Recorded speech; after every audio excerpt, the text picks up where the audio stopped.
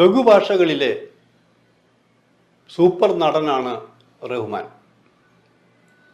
റഹ്മാനെക്കുറിച്ച് ഒരു മോശം അഭിപ്രായം ഒരു ഭാഷകളിലും ഉണ്ടായിട്ടില്ല. പെരുമാറ്റത്തിലൊക്കെ അന്തസ്സ് സൂക്ഷിക്കുന്ന ചെറുപ്പക്കാരൻ. അങ്ങനെയുള്ള ഈ ചെറുപ്പക്കാരൻ 5-ാമത്തെ വയസ്സ് മുതൽ വിവാഹ ദിനം വരെ അനാഥനായിരുന്നു എന്ന് പറഞ്ഞ് വിശ്വസിക്കുമോ? അതേക്കുറിച്ചാണ് ഇന്നത്തെ വീഡിയോ. ഫിലിം പ്രസ്സിലേക്ക് എല്ലാവർക്കും സ്വാഗതം.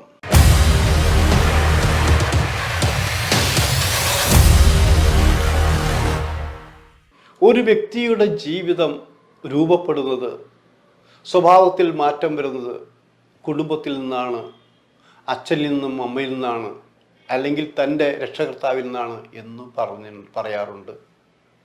അത് കുറേയൊക്കെ ശരി തന്നെയാണ്.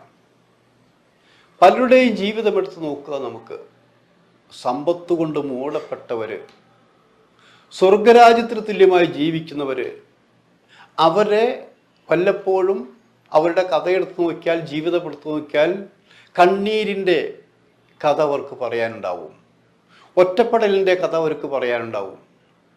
സമ്പൽ സമൃദ്ധി ജീവിക്കുമ്പോഴും നിരവധി വേദന അനുഭവിച്ച പലരും ഇവിടെ ഉണ്ടായിട്ടുണ്ട്. അങ്ങനെ അനാഥനായി ജീവിക്കേണ്ടി വന്ന ഒരു സൂപ്പർ നടനാണ് റഹ്മാൻ. 5 വയസ്സ് മുതൽ. എന്താ വിശ്വസിക്കാൻ പറ്റില്ലേ? അയ്യോ, പാവപ്പെട്ടവനൊന്നല്ല. റഹ്മാൻ്റെ വീട് നിലമ്പൂരാണ്. റഹ്മാൻ്റെ അച്ഛനും അമ്മയൊക്കെ വിദേശത്താണ്. സമ്പത്ത് കൊണ്ട് മൂടപ്പെട്ട ഒരു ജീവിതം. മകൻ വളരാൻ വേണ്ടി, പഠിക്കാൻ വേണ്ടി, നന്നാവാൻ വേണ്ടി 5-ാമത്തെ വയസ്സ് മുതൽ ഊട്ടിയിലെ സ്കൂളിലാണ് പഠിക്കാൻ, ബോർഡിങ്ങിലാണ് പഠിക്കാൻ അയച്ചത്. പിന്നെ ജീവിതം അവിടെ തുടങ്ങുന്നു. അവിടെ നിന്നുണ്ടാകുന്ന അനുഭവങ്ങൾ, അവിടുത്തെ കളിക്കൂട്ടുകാർ, അവിടുത്തെ ഊണും ഉറക്കവും, അവിടുത്തെ സ്വപ്നം, ഇതെല്ലാം അവിടെ തന്നെയാണ്. അങ്ങനെ അവിടെ ഉള്ളപ്പോഴാണ് പത്മരാജൻ ഒരു സിനിമയുടെ പേര് കൂടെവിടെ എന്ന സിനിമയ്ക്ക് വേണ്ടി കണ്ടെടുത്തത്.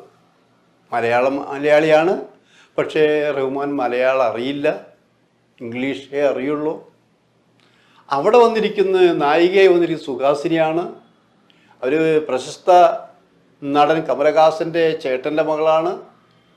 അവരുടെ അച്ഛൻ ചാരുഹാസൻ പ്രശസ്ത നടനാണ്, ദേശീയ അവാർഡൊക്കെ കിട്ടിയിട്ടുണ്ട്. അപ്പം അവർക്കും മലയാളം അറിയില്ല, അവർക്കും പക്ക ഇംഗ്ലീഷ് മാത്രമേ അറിയുള്ളൂ. നായകൻ ഒറിജിനലായിട്ട് വന്നത് മമ്മൂട്ടി. പക്ഷെ ഇവർക്ക് 2 പേരാണ് ഇവർ സംസാരിക്കാനുണ്ടായിരുന്നത്.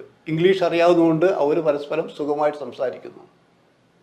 പക്ഷെ അന്ന് തുടങ്ങിയ ഒരു അനാഥത്വമുണ്ട് 5-ാമത്തെ വയസ്സ് മുതൽ. അത് കുറച്ച് അവസാനിച്ചത്, പുറംലോകം കണ്ടത് ഈ സിനിമ ലൊക്കേഷനിൽ വന്നതിന് ശേഷമാണ്. അവിടുത്തെ കാഴ്ചകൾ, അവിടുത്തെ പെരുമാറ്റങ്ങൾ, എങ്ങനെ പെരുമാറണം എന്ന് സത്യത്തിൽ അറിയില്ല.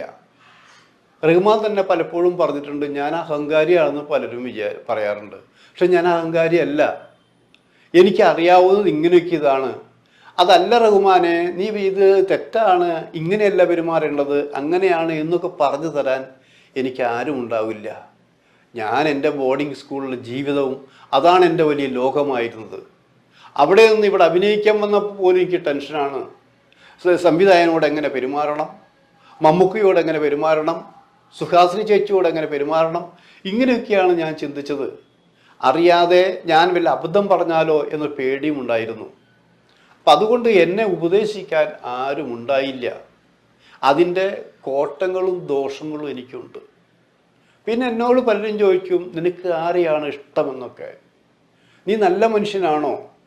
എനിക്ക് എന്നോടാണ് ഏറ്റവും കൂടുതൽ ഇഷ്ടം. ശരിക്കും ഞാൻ എന്നെ സ്നേഹിച്ചില്ലെങ്കിൽ വേറെ ആരെ സ്നേഹിക്കാനാണ്? പിന്നെ ഞാൻ നല്ല മനുഷ്യനാണ്. പലർക്കും പറയാനത് മടിയുണ്ടായിരിക്കും. ഞാൻ നല്ല മനുഷ്യൻ തന്നെയാണ്. ഞാനാണ് ഈ ചോദ്യം ഒരിക്കൽ ചോദിച്ചത്. ഞാൻ നല്ല മനുഷ്യൻ തന്നെയാണെന്ന് വളരെ കൂളായിട്ട് പറഞ്ഞു. എന്തുകൊണ്ട്? തെറ്റുകളൊക്കെ എന്ത് തെറ്റ് ചെയ്തിട്ടുണ്ട്? ഞാൻ തെറ്റ് ചെയ്തിട്ടുണ്ട്. ഞാൻ തെറ്റ് ചെയ്യുന്നത് നിങ്ങൾ കണ്ടോ?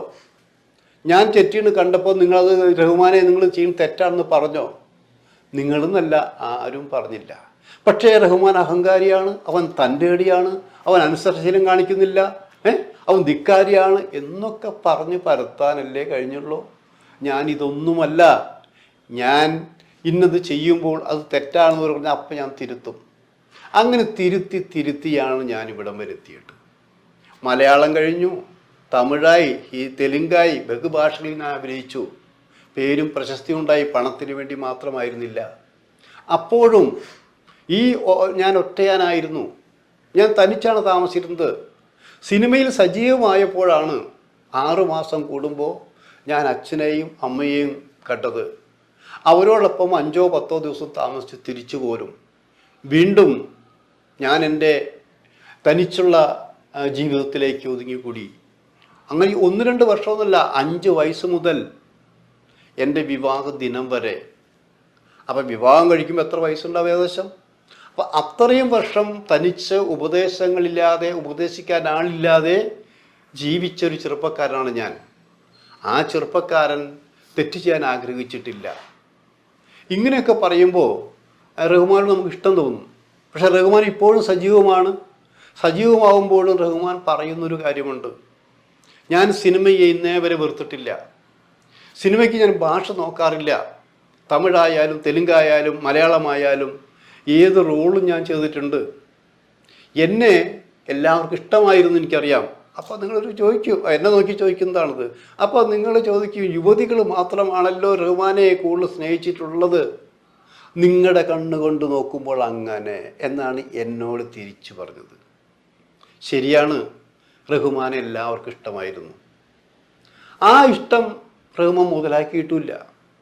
റഹ്മാൻ എല്ലാ കാര്യങ്ങളും ഒരു പേടിയുണ്ടായിരുന്നു. ആ പേടി എന്താണെന്ന് എനിക്കറിയില്ല. പക്ഷെ നല്ലവനായിരുന്നു. ദേഷ്യം വരും. പ്രത്യേകിച്ച് ഞാനുമായിട്ട് കുറേ പ്രാവശ്യം ഇടഞ്ഞിട്ടുണ്ട്. അത് ചില കുനിഷ്ട സാധനങ്ങളൊക്കെ ഞാൻ എഴുതിയിട്ട് തന്നെയാണത്. ചെറുപ്പല്ലേ, എഴുതിയാൽ വലിയ കുഴപ്പമൊന്നും വരില്ല. പക്ഷെ അതൊരു എനർജി ആയിരുന്നു റഹ്മാനെ സംബന്ധിച്ച്. റഹ്മാൻ തകരല്ല ചെയ്തിരിക്കുന്നത്. നമ്മൾ ബോള് ചുമരുമ്പോൾ എറിയുമ്പോൾ അത് എത്ര എറിയണേക്കാൾ ശക്തിയോടെ തിരിച്ചു വരുന്ന പോലെയായിരുന്നു റഹ്മാൻ വളർന്നതെന്ന് വന്നത്. അപ്പോൾ റഹ്മാൻ പലപ്പോഴും പറയാറുണ്ട്, മലയാളിയായ ഞാൻ മലയാള സിനിമയിൽ അഭിനയിച്ചിട്ട് എനിക്കൊന്നും ഡബ് ചെയ്യാൻ പറ്റുന്നില്ലല്ലോ, എനിക്ക് വേണ്ടി വേറൊക്കെയാണല്ലോ ഡബ് ചെയ്യുന്നുള്ളത്. അപ്പോൾ ഡബ് ചെയ്യണമെങ്കിൽ മലയാളം അറിയണ്ടേ? ഇപ്പം എനിക്ക് മലയാളം അറിയാലോ. ഇപ്പം മലയാളം അറിഞ്ഞാലും ഈ ഡബ് ചെയ്യണ ചില മലയാള ശുദ്ധിയൊക്കെ വേണം. പ്രൊനൗൺസിയേഷൻ നന്നായിരിക്കണം. ചില ഡയലോഗിനൊരു മൂഡുണ്ടായിരിക്കണം. അതൊക്കെ വേണമെന്ന് പറഞ്ഞു. ഒരു ദിവസം റഹ്മാൻ വിളിച്ച് പറഞ്ഞു, ചേട്ടാ ഞാൻ ഡബ് ചെയ്യാൻ പോകുന്നു. ഏത് തമിഴ് പടത്തിനോ തെലുങ്ക് പടത്തിനോ? മലയാള പടത്തിന് തന്നെ, നമ്മുടെ മമ്മൂട്ടിക്ക അഭിനയിക്കുന്ന പടത്തിന് തന്നെ ഞാൻ ഡബ് ചെയ്യാൻ പോകുന്നു. രാജമാണിക്യം. എന്താ വിശ്വസിക്കുന്നോ? ഞാൻ ആ സത്യം പറഞ്ഞ് വിശ്വസിക്കാൻ പറ്റില്ല. രാജമാണിക്യത്തിൽ ഡബ് ചെയ്യാൻ പോകുന്നു? അതെ, ഡബ് ചെയ്യാൻ പോകണമെന്നുള്ളതല്ല, ഡബ് ചെയ്ത് കഴിഞ്ഞു. കാരണം ഡബ് ചെയ്യാൻ പോകണമെന്ന് പറഞ്ഞാൽ നിങ്ങൾ ചിലപ്പോൾ ഇടങ്കോലിട്ട് എഴുതി വല്ല എന്തെങ്കിലുമൊക്കെ കുരിശുണ്ടാക്കും. അതുകൊണ്ടാണ് നിങ്ങളോട് പറയാറുണ്ട്, നിങ്ങൾ നല്ലവനായിരിക്കാം, പക്ഷേ ചില സമയത്ത് നിങ്ങൾ ദുഷ്ടൻ്റെ ഫലം ചെയ്യുമെന്ന് എനിക്ക് മനസ്സിലായിട്ടുണ്ട്. അതുകൊണ്ടാണ് ഞാൻ അങ്ങനെ പറയാറുണ്ട്. വേണം നോക്കിക്കോ. അങ്ങനെ ആദ്യമായിട്ട് രാജമാണിക്യം സിനിമയിലാണ് റഹ്മാൻ ഡബ് ചെയ്തത്. ആ സന്തോഷം ഉണ്ടായിരുന്നു. ആ സന്തോഷത്തിൽ ഇത്രയും മലയാളിയായി, മലയാളം അറിയാത്തവനായി, പിന്നെ മലയാളം പഠിച്ചു, ഡബ് ചെയ്യാൻ കഴിഞ്ഞില്ല, പിന്നെ ഡബ് ചെയ്തു, അങ്ങനെയൊക്കെ വളർന്നു വന്നു. അപ്പോഴും ഞാൻ പറയാറുണ്ട്, റഹ്മാനെ ഇനി ഇത്തിരി പക്വത കൂടി വേണം. അതെന്താ ചേട്ടാ പക്വത? അത് എവിടെ വാങ്ങാൻ കിട്ടും? അതിൽ കളിയാക്കി വയ്ക്കുക. അല്ല, പക്വത ഇല്ല ചേട്ടാ, എനിക്ക് പക്വതയുണ്ടായി. ബാലേന്ദ്ര സാറിനെ വിളിച്ച് നോക്കൂ. ശരിയാണ്, ബാലചന്ദ്രൻ്റെ സിനിമയിൽ അഭിനയിച്ച് കഴിഞ്ഞപ്പോൾ ബാലചന്ദ്രൻ വിളിച്ച് പറഞ്ഞു, പലരോടും പറഞ്ഞു, റഹ്മാൻ നല്ല പക്വതയുള്ള നടനായി മാറിയിരിക്കുന്നു. ഇപ്പോൾ ചേട്ടന് വിശ്വാസമായോ? എനിക്ക് അപ്പോൾ തമിഴ്നാട്ടിൽ മലയാളത്തിൽ ഞാൻ ഡബ് ചെയ്തു, തമിഴ് സിനിമയിൽ അഭിനയിച്ചപ്പോൾ എനിക്ക് പക്വതയായി. ഞാൻ വിവാഹം കഴിച്ച് സുഖമായി ജീവിക്കുന്നു. ആ ജീവിതം മുതൽ ഞാൻ സുഖം ജീവിക്കുമ്പോൾ തന്നെ എനിക്ക് നഷ്ടപ്പെട്ട ബാല്യകാലം എൻ്റെ കുടുംബത്തിനുണ്ടാകാൻ പാടില്ല, എൻ്റെ മക്കൾക്കുണ്ടാകാൻ പാടില്ല. ഞാൻ എല്ലാവരെയും സ്നേഹിക്കുന്നു, സിനിമയെയും സ്നേഹിക്കുന്നു, ഒപ്പം എൻ്റെ വീട്ടുകാരെയും സ്നേഹിക്കുന്നു എന്ന് പറഞ്ഞുകൊണ്ട് ഇപ്പോഴും സജീവമായി ബഹുഭാഷകളിൽ അഭിനയിച്ചു കൊണ്ടിരിക്കുകയാണ് റഹ്മാൻ.